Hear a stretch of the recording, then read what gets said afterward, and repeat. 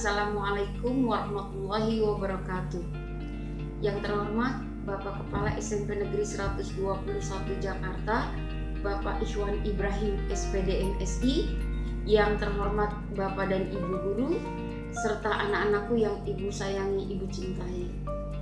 Pagi hari ini alhamdulillah kita masih diberi nikmat oleh Allah Subhanahu wa taala, nikmat sehat badan, sehingga kita dapat menyaksikan acara MPLS dari SMP Negeri 121 Jakarta secara daring.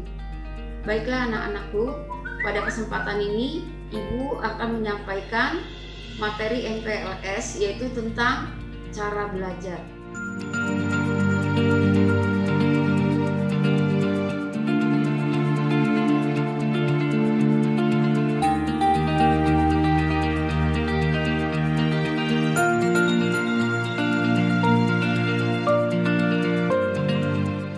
Seperti tadi sudah dikatakan bahwa materinya adalah tentang cara belajar. Nah, untuk itu kita mulai dari pengertian belajar. Belajar dari para ahli ada beberapa yang Ibu sampaikan di sini. Yang pertama adalah menurut Ahmadi A. Belajar adalah proses perubahan dalam diri manusia. Kemudian yang kedua dari Umar H. Belajar adalah bentuk pertumbuhan atau perubahan dalam diri seseorang yang dinyatakan dalam cara-cara berperilaku yang baru berkat pengalaman dan latihan. Dan yang ketiga, belajar menurut Winkel adalah suatu aktivitas mental, psikis yang berlangsung dalam interaksi aktif dengan lingkungan yang menghasilkan perubahan-perubahan dalam pengetahuan, pemahaman, keterampilan, dan sikap-sikap. Nah, tadi adalah pengertian belajar dari para ahli. Nah, pengertian belajar yaitu proses suatu usaha yang dilakukan setiap orang dengan tujuan untuk memperoleh perubahan tingkah laku, baik dalam pengetahuan, keterampilan, maupun sikap. Jadi, kalian dikatakan belajar jika kalau kalian sudah mengalami suatu perubahan, baik dalam pengetahuan, keterampilan, maupun sikap.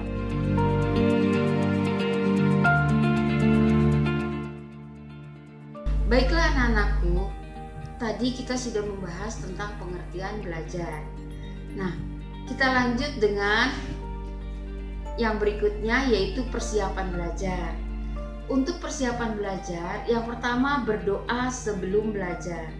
Sebagai seorang yang beragama, tentunya jika kita ingin melakukan suatu pekerjaan, kita mulai dengan berdoa.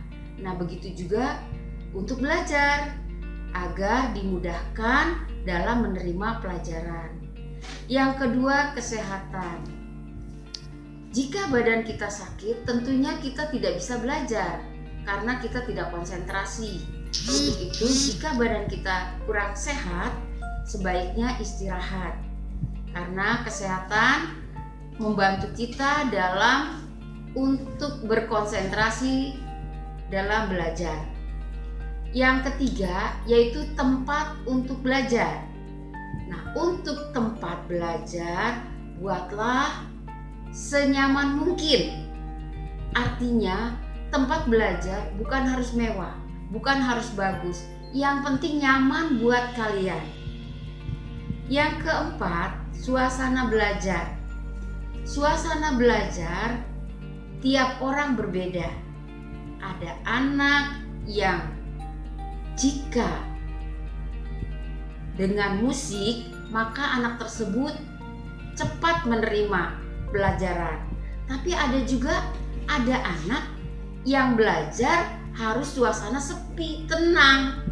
Artinya berarti tiap anak-anak memiliki berbeda-beda suasana belajar.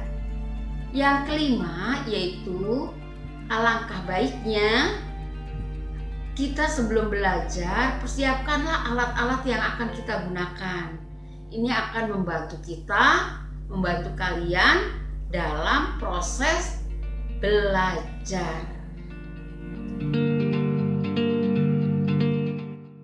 Baiklah anak-anakku, materi MPLS cara belajar yang terakhir yaitu tentang bagaimana belajar yang efektif. Nah, untuk belajar yang efektif, langkah pertama kita harus menetapkan tujuan. Misalnya, belajar untuk menghadapi PAT. Tentunya kalian harus mempunyai tujuan. Tujuannya apa? Misalnya, bagaimana saya mendapatkan nilai dari mata pelajaran itu paling tidak sama dengan KKM. Tapi ingat nak, tujuannya harus maksimal, jangan hanya mencapai KKM. Nah, yang berikutnya yaitu atur jadwal belajar. Nah, biasanya anak-anak yang sekolah pagi mengatur jadwal belajar malam hari dari jam 7 malam hingga jam 8. Yang paling penting dalam mengatur jadwal jangan lupa menyelipkan waktu istirahat. Waktu istirahat kurang lebih 5-10 menit. Yang ketiga, buat suasana belajar yang nyaman. Tiap anak mempunyai suasana belajar yang berbeda-beda. Ada anak yang bisa belajar dengan mendengarkan musik, tapi ada anak yang baru bisa belajar ketika suasana tenang. Jadi intinya tiap anak berbeda-beda untuk suasana belajar. Yang keempat, membuat ringkasan. Nah, ringkasan ini kamu tulis yang pokok-pokok penting saja. Bisa berupa poin-poin dari bahan pelajaran. Hal ini akan memudahkan memahami inti dari pembelajaran tersebut. Yang kelima, buat akronim yang mudah diingat. Nah, sebagai contoh, ketika kalian belajar PPKN, ajas dalam pemilu yaitu langsung, umum, bebas, rahasia, jujur, dan adil. Supaya mudah mengingatnya, biasanya disingkat menjadi Luberjudil. Jadi langsung, umum, bebas, rahasia, jujur, dan adil. Ada juga singkatan dari mapel yang lain, misalnya dalam warna-warna pelangi. Biasanya anak-anak menyingkat Mejiku Hibi Niu. Karena dengan seperti itu kita gampang mengingatnya. Yang keenam, belajar itu memahami bukan menghafal. Jadi jangan kamu belajar hanya menghafal, tapi harus dipahami. Nah, terutama untuk mata pelajaran eksak ya, seperti matematika, fisika, dan yang lainnya nanti ketika kalian di SMA ya. Jadi ketika kita memahami, maka ketika guru memberikan soal yang berbeda dengan contoh, kalian akan dapat mengerjakannya. Tapi kalau kalian hafal ya, tentunya dikasih soal yang berbeda kalian bingung. Nah, yang berikutnya, jangan malu bertanya. Kalau kalian mendapat kesulitan dalam belajar, kalian jangan malu bertanya. Kalian belajar karena kalian memang tidak mengerti. Maka jika kamu kesusahan belajar atau kesusahan dalam mengerti pembelajaran, maka jangan ragu untuk bertanya. Kamu bisa bertanya pada guru, kepada teman-teman satu kelompok belajar kamu. Yang terakhir, pantang menyerah. Jika semua sudah kamu lakukan, tapi masih belum mencapai target, itu bukan berarti kalian gagal.